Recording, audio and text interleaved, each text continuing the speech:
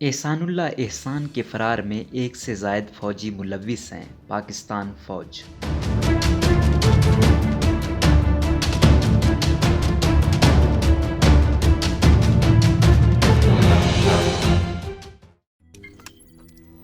روزنامہ قدرت کی ویڈیو دیکھنے کے لیے ابھی یوٹیوب چینل پر سبسکرائب کریں اور بیل آئیکن پر بھی کلک کریں۔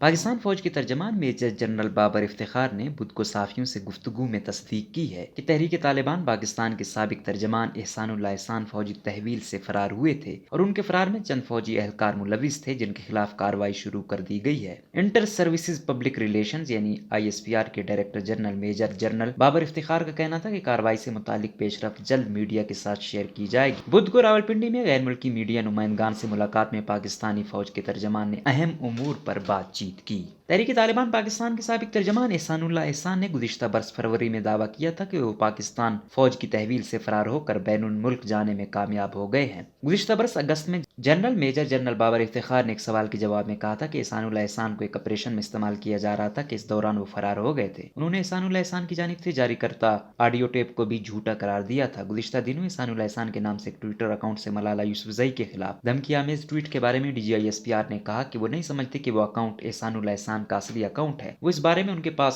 مزید کوئی معلومات نہیں ہے۔ انہوں نے مزید کہا کہ انہیں علم نہیں احسان اللہ احسان اس وقت کہاں ہے۔ خطے کی صورتحال اور پاکستان کی پالیسی پر بات کرتے ہوئے انہوں نے کہا کہ پاکستانی حکومت کی پالیسی ہمسایوں کی جانب امن کا ہاتھ بڑھانا ہے۔ ان کا کہنا تھا کہ آرمی چیف نے بھی حالیہ بیان میں ہمسایہ ممالک کی جانب امن کا ہاتھ بڑھانے کی بات کی تھی، لیکن اس کا یہ مطلب بھی نہیں ہے کہ پاکستان مشرقی سرحد پر درپیش خطرات سے آگاہ نہیں ہے۔ انہوں نے کہا کہ بھارت کی تمام فوجی نقل و حرکت سے ہم بخوبی آگاہ ہیں اور پاکستان ان خطرات سے نمٹنے کی بھرپور صلاحیت رکھتا ہے۔ ایک سوال کے جواب میں انہوں نے کہا کہ سعودی عرب سے فوجی سطح پر اچھے تعلقات ہیں اور پاکستان کی ٹریننگ سینٹر سعودی عرب میں موجود ہے، لیکن ان کا یمن تنازع سے کوئی تعلق نہیں ہے۔ سابق آرمی چیف راحل شریف کے حوالے سے DGISPR نے بتایا کہ وہ ابھی سعودی عرب میں ہی ہیں اور اپنے عہدے پر موجود ہیں۔ ہمسایہ ممالک سے تعلقات پر میجر جنرل بابر افتخار نے کہا کہ پاکستان ایران سرحد پر باڑ لگانے کا معاملہ باہمی طور پر حل کر لیا گیا ہے۔ ان کا کہنا تھا کہ army chief general Qamar Javed Bajwa نے ایران کا دورہ کیا تھا اور سرحدی باڑ پر ایران کے تحفظات دور کر دیے تھے۔ شمالی اور جنوبی وزیرستان میں حالیہ دہشت گردی کے واقعات پر DGISPR نے کہا کہ پاکستان میں اب دہشت گردوں کے محفوظ ٹھکانے نہیں ہیں، لیکن چند عناصر موجود ہیں جو دوبارہ فعال ہونے کی کوشش کر رہے ہیں اور انہیں بیرونی ایجنسیوں کی جانب سے اسلحے اور مالی معاونت کی جا رہی ہے۔